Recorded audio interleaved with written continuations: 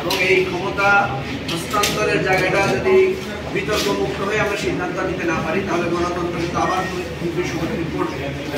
সম্মুখীন হবে, এটা আপনারা জানেন।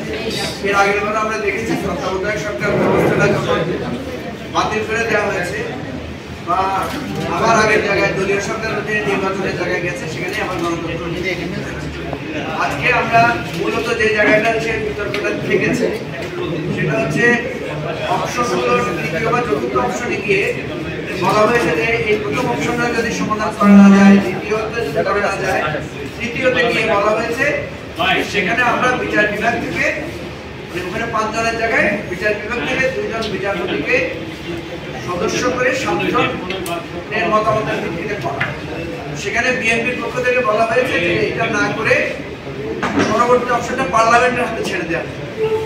এই জায়গাটায় আমরা এটার বিরোধিতা করি। আমরা মনে করি যদি পার্লামেন্টের হাতে ছেড়ে দিতে হয় তখন এটাকে একটা মিসইউজ করার চেষ্টা করা হবে। মানে মনে করা হবে প্রথম দ্বিতীয় তৃতীয়টা ফেল করে আমরা পার্লামেন্টের হাতে ছেড়ে দিব, যে তত্ত্বাবধায়ক সরকারের পলিসিটা বা ব্যবস্থাটা কিভাবে নির্ধারণ হবে পার্লামেন্ট নির্ধারণ। পার্লামেন্ট যদি নির্ধারণ করে আলটিমেটলি পার্লামেন্টের যে ক্ষমতাসীন দল থাকে তার পছন্দসই তত্ত্বাবধায়ক সরকার ব্যবস্থাটাই তৈরি হয়। আমরা বলেছি এটা কখনোই করা যাবে না। পার্লামেন্ট তো অটোমেটিক্যালি যে কোনো বিষয়ের সমস্যার সমাধানের জন্য পার্লামেন্ট কাজ করবেই।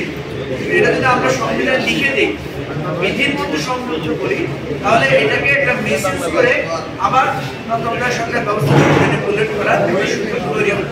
আমরা অনেকগুলো দল এটাকে সিরিয়াসলি অপোজ করেছি এবং বিএনপির কাছে আমরা অনুরোধ করেছি যে আপনারা এই জায়গায় অন্তত একমত হন, এই জায়গায় অন্তত নোট অফ ডিসেন্ট আপনারা দিয়ে, কারণ নোট অফ ডিসেন্ট দিলে বা এই জায়গায় থাকলে তাহলে কিন্তু আমাদের ইচ্ছা নিয়ে আমরা তত্ত্বাবধায়ক সরকার ব্যবস্থা থেকে আসলে কার্যকর করতে চাই না, সেটাই প্রমাণিত।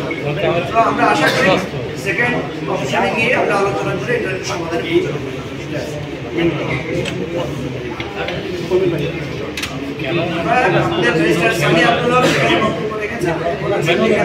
বিচারপতিকে আমরা থার্ড অপশনে বা ফোর্থ অপশনে গিয়ে ইনক্লুড করতে চাচ্ছি। ওনারা কিন্তু প্রার্থী হবেন না বা ওনারা তত্ত্বাবধায়ক সরকারের অংশ হবেন, ওনারা জাস্ট সিলেকশন প্রসেসে একজন মেম্বার হিসেবে থাকবেন, মতামত দিতে পারবেন। তাই এখানে বিচার বিভাগ প্রদর্শিত হওয়ার বা সম্পৃক্ত হওয়ার সুযোগ থাকবে।